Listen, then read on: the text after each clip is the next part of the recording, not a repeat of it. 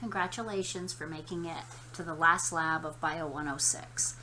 This lab is on homeostasis, and if you've looked through the lab book, you are probably aware that there is a lot of information in there because we're covering 3 different body systems.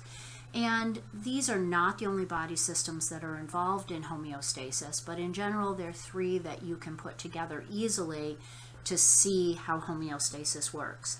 But it's important first that we look at the nephron. This is the nephron. This is the working part of the kidney. And if you've watched the kidney models, you'll see how this relates to the rest of the kidney.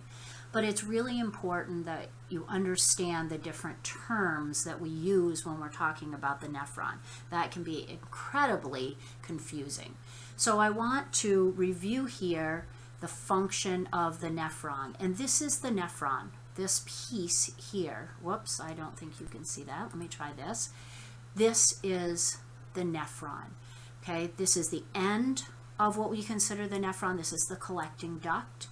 And what's going to start the nephron out is what's called the glomerulus. The glomerulus is here, but it has to be supplied with blood. And the blood is going to come in, and just like I've talked about in my class, A before E, so it's going to come in with an afferent arteriole. And remember, we talked about arterioles last week. They're smaller than arteries, and they're bigger than capillaries. But we're going to come into, through the afferent arteriole, we're coming into this bed of capillaries, and these capillaries are porous, and so they act like a sieve. So larger items are going to stay within the glomerulus, or within the bloodstream, and smaller items are going to be filtered out into the glomerular filtrate. So anything that's very small, like glucose, water molecules, certain ions, even amino acids are small enough. Bicarbonate, you remember bicarbonate is part of our buffering, our blood buffering system. So that's an important one when it comes to homeostasis. But also there's some waste products that are going to be eliminated.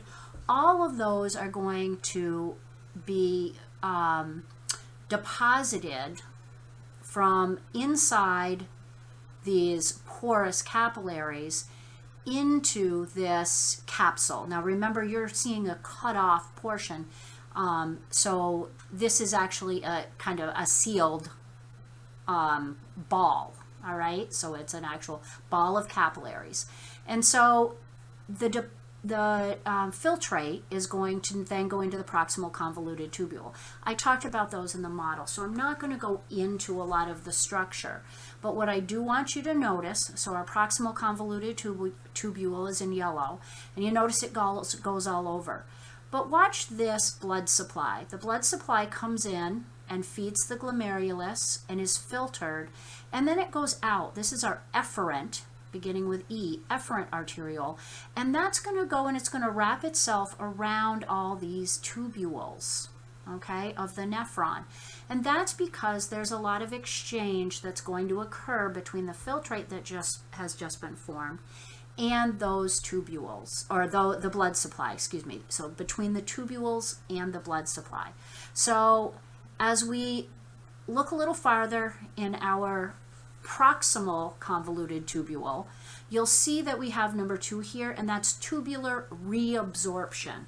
And reabsorption is going to collect anything that the body still needs, that we don't want to eliminate from the body. Things like glucose, which are valuable for our metabolism needs.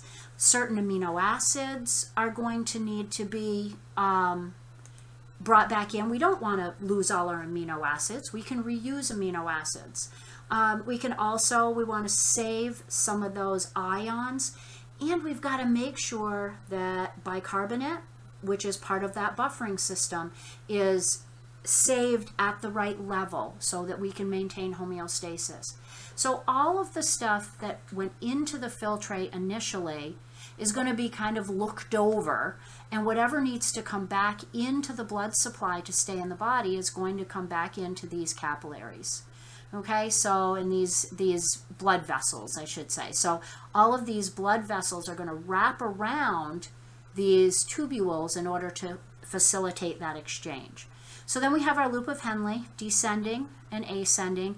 In your lab book, I think it refers to the loop of the nephron. I think more often you'll hear it as the loop of Henle. And then we get into the distal tubule, or the distal convoluted tubule. And even there, we have something that's a little bit different. In this case, we're talking about tubular secretion. So don't get mixed up with those terms. Reabsorption means that items that are in the glomerular filtrate are going back into the body, into the blood supply. In the case of tubular secretion, we're going to fine-tune some of the things that are going into the urine, and we're going to get rid of some waste products. Drugs, for example, are frequently eliminated from the body through tubular secretion. That's where the stuff is still present in the blood supply, and we're going to put it into the tubule so it will go out in the urine.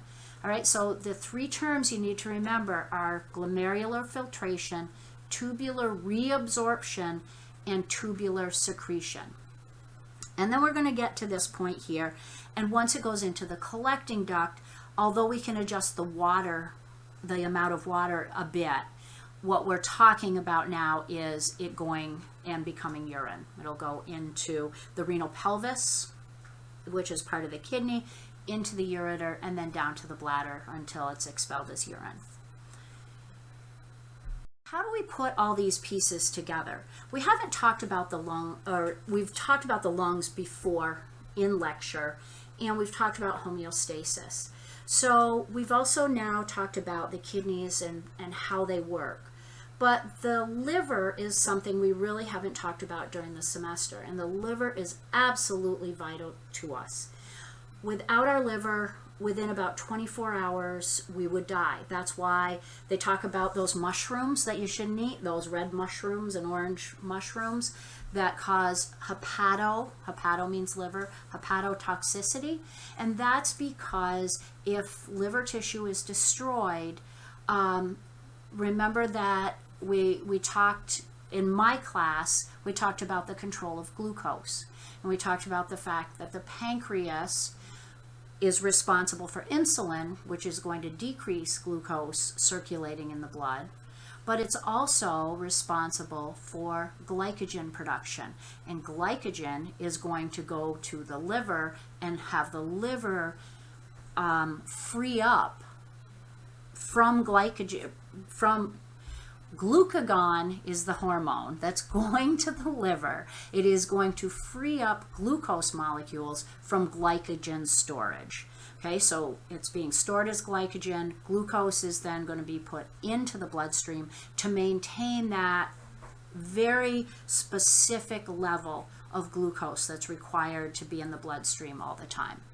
All right, so the liver is important in that respect. The liver also breaks down a number of different substances, whether they be toxic to us or whether they're normal body substances that need to be recycled. Some blood cells are going to be taken care of in the liver. But one of the other things that's going to happen in the liver is it is going to convert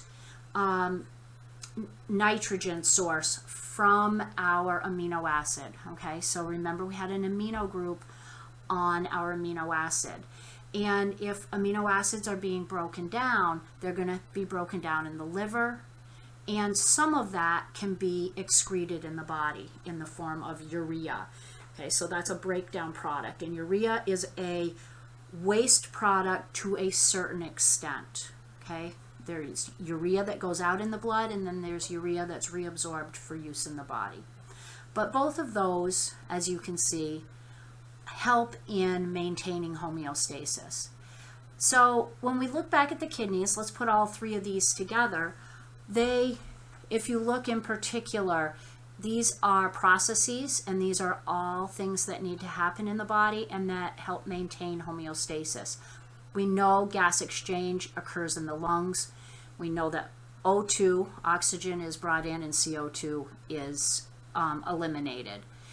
But pH maintenance is also going to be the responsibility of the lungs. CO2 is going to be a byproduct that we get rid of, and it's considered an acid. So if we accumulate too much CO2, our body pH is going to drop.